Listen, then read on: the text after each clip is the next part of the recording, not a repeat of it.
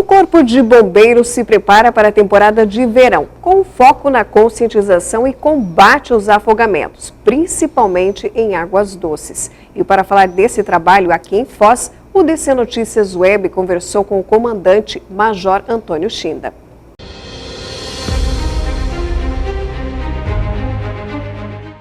DC Notícias Web hoje falando sobre uma das instituições de maior credibilidade no Brasil e no estado do Paraná, não tem a menor dúvida que deve ser a líder em credibilidade pelas ações, pelo trabalho. A população se identifica muito com o Corpo de Bombeiros. Para falar um pouquinho sobre isso e também de outras ações, até porque a gente está começando com a questão da temporada de verão, a questão das operações de salvamento, de afogamento, enfim. A gente vai conversar com o Major Antônio Schinda, comandante do Corpo de Bombeiros em Foz do Iguaçu. Major, antes de mais nada, eu gostaria de agradecer a sua presença no DC Notícias Web, falar um pouquinho sobre o Corpo de Bombeiros, que sempre é muito importante para a sociedade.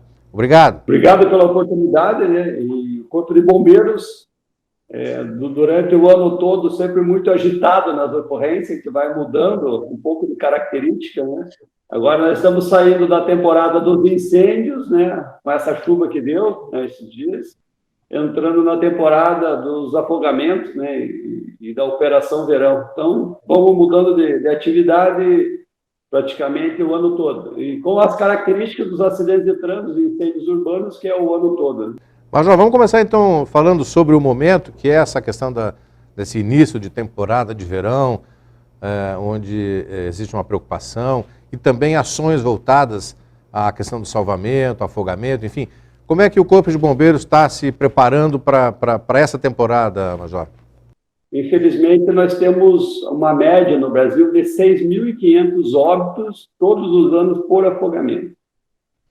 E, infelizmente, também essa temporada de óbitos já iniciou. Só no último final de semana nós tivemos 3 óbitos no Paraná. Ou melhor, 4 óbitos, inclusive um aqui na nossa região de Santa Helena. E o perfil dos afogados, né, a média de afogamento por ano no Paraná é 350. Varia muito pouco. E o perfil desses afogamentos, são 92% do afogamento ocorre em água doce, rios, lagos e represas. Então, assim, a falsa sensação, né, que morre muita gente no litoral, não. No litoral está mais em evidência, mais pessoas acompanhando, a mídia está cobrindo com mais intensidade, né? E agora o afogamento é uma doença silenciosa. Então ela morre no rio, pessoas pobres que não têm acesso à piscina ou ao litoral, que vão banhar-se em rios e lagos, e demora muitas vezes para achar o corpo, né? Então a mídia mesmo também não dá muita importância, porque não tem essa resposta rápida da imagem ou da informação, que muitas vezes é demorado. E quando é localizado o corpo, né, ele já está num processo mais avançado de combustão, então tem que ser um enterro rápido, então é uma informação que ela vai se apagando com o tempo. Só que quando ele começa a olhar para os números, nós começamos a perceber que é uma tragédia, né? É uma tragédia que, infelizmente, as autoridades públicas, né, de saúde, de defesa civil, de segurança pública ainda não incorporaram como um problema a ser resolvido, né? E o bombeiro, como a gente está diretamente ligado à atividade, tanto no serviço de guarda-vidas como no serviço de bombeiro de mergulho, nós conseguimos perceber, mas também de uma forma regionalizada, né? Então, assim, nós sabemos nossos problemas aqui na região, mas o problema da região de Londrina, Maringá, Ponta Grossa, muda um pouco a característica conforme o ambiente, mas são problemas similares que nós desconhecemos. Agora, quando a gente faz um estudo um pouco mais avançado e coloca esses números em gráfico, nós percebemos. Eu estou falando isso porque eu fiz isso, eu fiz um estudo um pouco mais aprofundado. Eu estudei 5 anos os afogamentos do Paraná, e desses 5 anos, né, os dados do DataSUS, eu analisei 1.772 casos de afogamento E desses, eu peguei 650 como amostra e tracei o perfil do afogado do Paraná. E daí chegou nesses números, que 92% correm água doce, 90% do sexo masculino e com predomínio por crianças e adolescentes, né? E 36% com relação ao uso de álcool. Então, assim, é uma tragédia anunciada, né? E as pessoas que morrem afogadas, elas não têm a maioria não tem uma doença prévia, ela morre porque ela abusa, né, da sua atividade em meio líquido. Major, só para a gente entender, nas praias existe uma campanha maciça com relação aos cuidados necessários dos banhistas, enfim.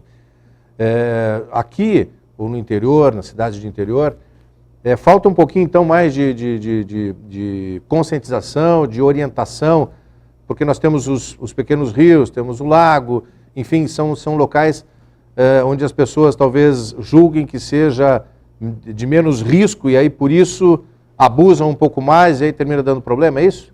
O que acontece? A maioria das pessoas, elas desconhecem o risco ou elas subestimam os riscos, né? Principalmente adolescente, né, e jovem. Né? Então eles acham que nunca vai acontecer com eles. Mesma coisa o Covid, né? Eu nunca vou pegar o Covid. Acaba descuidando e é onde que começa a ter os problemas. E o rio, os rios, lagos e represas, eles têm uma falsa sensação de tranquilidade. Então, quando você vai entrar no mar, então o mar, a onda, ela te derruba, te joga para trás, meio que te impede de você entrar na parte funda.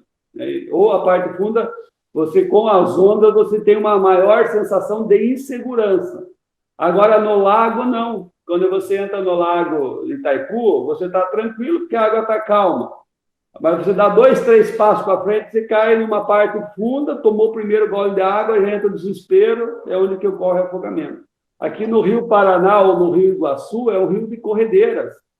Então, a velocidade da água é muito grande. Então, quando conforme a variação do nível do rio, ele forma algumas piscinas naturais, né, nas laias de pedra.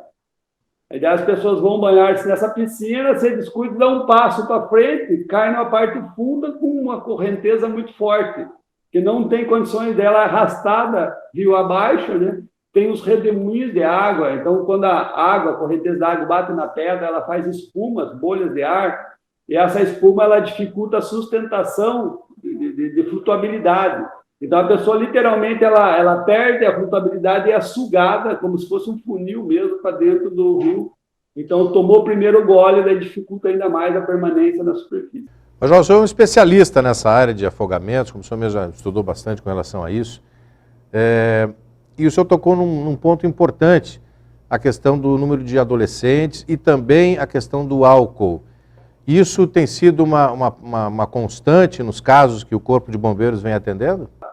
Os históricos, nós não podemos afirmar que ele estava alcoolizado quando entrou, mas, assim, as informações dos colegas que ele estava bebendo, muitas vezes até quando você retira o corpo na sequência, acaba mandando odor etílico ou assim, todo o cenário, né, o histórico, ele induz a isso. Então, no estudo científico, a gente colheu essas informações, né, e não só do meu trabalho, mas de outros trabalhos, ela dá uma média de 30% a 35%, né, dos adultos quando afogados com relação ao uso de álcool. Por exemplo, o pescador, quando ele vai pescar, normalmente ele leva uma garrafinha lá, né, ou cerveja ou uma cachaça. Então, ele está pescando, está bebendo, quando ele cai na água, então a habilidade dele de sair, de fazer um autossalvamento, já está prejudicada. Ou com o álcool, ele perde a percepção de risco. O adolescente, ele está bebendo em grupo. Então, o que acontece? Eles fazem um desafio de natação, ou, de repente, ele quer mostrar que ele tem mais potencial do que o colega para poder ir e voltar, e é onde que ocorre a tragédia. Ele tenta ir, daí tem um problema físico, esse problema físico gera um problema psicológico, né? E daí ele se apavora, toma um pouco de água e começa toda a complicação do afogamento. Major, esse início de temporada de verão para o Corpo de Bombeiros já começou ou ainda vai começar? Como é que vai ser essa prática do trabalho de vocês, da corporação? E qual é a abrangência disso tudo? Para onde que os bombeiros vão aqui de Foz do Iguaçu? Nós já começamos os preparativos. Tivemos um processo seletivo do nosso efetivo. Nós vamos mandar bombeiros para o litoral do estado e também vamos fazer a cobertura aqui da costa extremo oeste. Então, assim, essa preparação, eles já fizeram o teste seletivo, já estão fazendo uma reciclagem, né, por conta, né, nesse primeiro momento, e a semana que vem nós começamos a reciclagem, né, das técnicas de salvamento aquático para os guarda-vidas. Do mergulho, nós já começamos também preparando a equipe de mergulho, já faz mais ou menos umas 4 semanas que nós já iniciamos esse treinamento, inclusive amanhã vai ter treinamento teórico, justamente para deixar a equipe de mergulho preparada, né, para fazer uma resposta rápida em caso de um afogamento fatal e também fazer o autossalvamento, que a gente se preocupa muito com a segurança do bombeiro, justamente pela característica de risco que tem tanto a represa como os rios da região. Então, o risco do mergulhador sofrer um acidente de mergulho é muito grande. Então, por isso que a gente trabalha com protocolos internacionais, com equipamentos, né, de ponta, né, e também atualizando para que a equipe, né, ela esteja bem apta a fazer um serviço rápido e eficiente. Mas, João, como é que essa a preparação dos bombeiros, dessa equipe de mergulho, por exemplo, como é que eles se preparam para atuar em casos de alguma ocorrência nesse sentido? O que eu estou fazendo aqui, eu estou ministrando essa reciclagem. Uma reciclagem são mergulhadores que já atuam, né? Então, nós definimos as equipes, padronizamos o uso do equipamento, né? Porque o que acontece? Nós temos 2 situações distintas. Primeiro, é o mergulho, a atividade da técnica de mergulho ser bem feita, né, dentro das normas internacionais de segurança. E segundo, é utilizar esse mergulho para fazer a atividade de busca aquática. É usar o mergulho para fazer o resgate ou a procura de um corpo debaixo da água. Então, é o segundo momento. E o terceiro, que é o mais crítico, é você fazer essa busca e esse mergulho com visibilidade zero. Então, aqui nós mergulhamos, passou de 5 metros de profundidade e apagou a luz.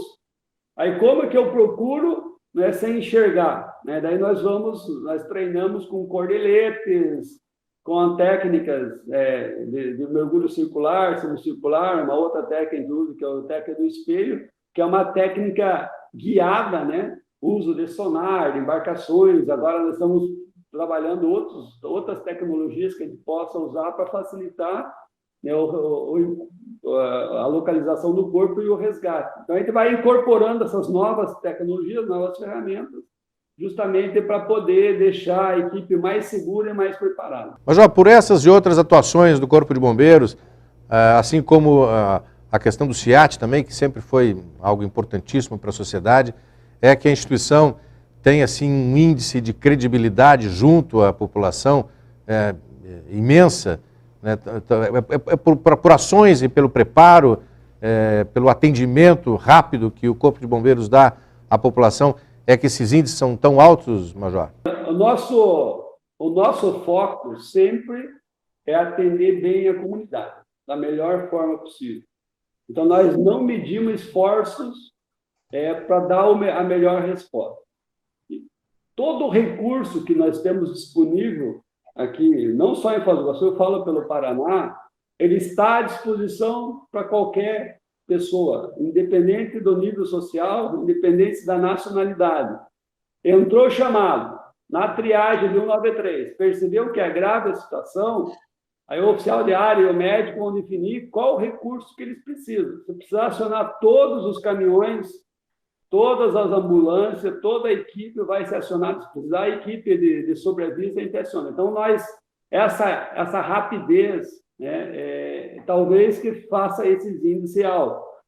O exemplo daquele acidente do Boici.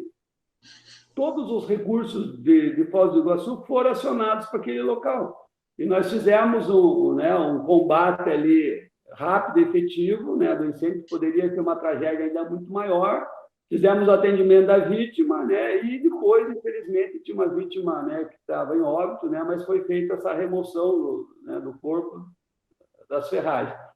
Agora, em questão de praticamente 4, 5 minutos, já chegou as duas primeiras equipes, tanto o SEAT como de combate a incêndio, mas já foi acionado os outros caminhões, né? Então, 10 minutos chegou outro, depois um pouco mais distante, 13 minutos chegou outro caminhão. Então, nós distribuímos nossas equipes no terreno, então nós temos 3 postos operacionais, que é o Maracanã, São Francisco e Vila A. Então, no terreno nós estamos distribuindo, nós temos o quartel administrativo, que pode ser usado em apoio. Todo efetivo administrativo, né, eles tiram o serviço, né, uma escala por mês do serviço operacional para manter o vínculo, mas também pode ser usado a qualquer momento, né? E temos trabalhado também em apoio a outras instituições. O ano passado nós mandamos efetivo nosso para a Amazônia, no incêndio Amazônia. Esse ano mandamos equipes para o Pantanal, de tal forma que a gente troca informações, né, com instituições de outros estados, né? Trabalha com aeronave, trabalha com outros equipamentos, né? Isso também tem fortalecido a nossa estrutura aqui do novo grupamento de bombeiros. Major, tem alguma operação, tem algum treinamento especial, até que o senhor comentou que vão treinar, enfim, que o Corpo de Bombeiros vai realizar nos próximos dias? Nós temos amanhã uma palestra, né? Inclusive o senhor está convidado, né, para conhecer o programa que nós estamos implantando aqui, que é o programa Município Mais Resiliente de Afogamento. Esse programa ele teve origem aqui no Paraná, né, juntamente com o Rio de Janeiro, mas ele já é um programa mundial de sucesso, né? Agora nós temos São Paulo, Tocantins, Pernambuco, Rio Grande do Sul implantando o programa, Santa Catarina já receberam material, né? Então, assim, o objetivo qual que é? É mostrar, falar um pouquinho do programa. Como o afogamento ele corre no município, então o prefeito é o chefe do município e da Defesa Civil do município. Então, quando eu abro uma praia artificial ou uma piscina dentro do município, teoricamente, quem abre o risco tem que fazer o quê? A gestão do risco. Então, a partir do momento desse novo conceito, né, de envolver a Defesa Civil do município na gestão do risco do município, envolvendo as secretarias do município para poder prevenir o risco, a gente consegue, de certa forma, reduzir o risco mesmo do banhista que vai usar essas áreas. Eu vou dar um exemplo. Eu tenho o Lago de Itaipu. Então, o Lago de Itaipu, ele tem um rio que foi alagado, que tem árvores, que tem variação de profundidade súbita, né? Então, como o cubanista que vai olhar para aquele lago, ele vai saber que se ele andar 10 metros ali, ele vai cair num buraco de 5 metros. Ele não sabe. E se ele não sabe, e a praia está aberta, ele não deveria, né? Quem abriu a praia não deveria avisá-lo, né, que tem um buraco. Então, o que nós estamos cobrando? Que tenha uma régua de profundidade, então a régua vai estar lá, de 0 a 10 metros. Então, quando ele olhar na régua, opa, está em 5 metros ali na frente. Então, se eu tenho 1,70 m, eu não vou me arriscar. Eu vou até 1,5 m. Agora, até 1,5 m, eu tenho que ter uma boia. Então, essa boia me limita a área de banho.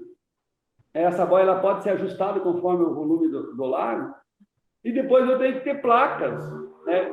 A placas orientando, siga o limite de banho dentro da boia, não ultrapasse a boia, não tem guarda-vidas nesse local, né? Então a responsabilidade é sua, né?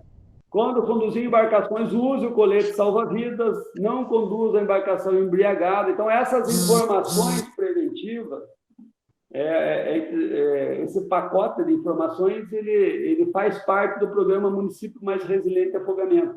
Nós trabalhamos com palestras em escolas, com marionetes, trabalhamos também com capacitações de emergências aquáticas para os profissionais de saúde. Então, é um pacote completo que nós estamos iniciando. Nós iniciamos em Santa Helena já com 2 anos seguidos de sucesso. Então, está em processo Missal, está em processo aqui Foz do Iguaçu, Santa Terezinha e Itaipu. Então, nós estamos trabalhando com todos esses municípios que faz a Operação Verão, justamente para quem frequenta essas áreas tenha uma segurança maior, além de padronizar os procedimentos. Então, o banhista que vai para Santa Helena, ele vem para Missal, ele vai para Itaipulândia, então, se for a mesma placa, o mesmo padrão de boia, a mesma cobrança por parte dos guarda-vidas, nós vamos reduzir os índices aqui na nossa região. O exemplo também, eu fiz um registro fotográfico do Rio Paraná quando estava bem baixo nessa estiagem desse ano. Agora eu vou voltar para o rio mais alto. Então, essas áreas de risco, a pretensão nossa é orientar a prefeitura a colocar placas, que as pessoas têm que perceber que ali é muito perigoso, né? E vamos, inclusive, mergulhar nesses locais para saber a força da água, para poder justamente trabalhar também nas campanhas de orientação.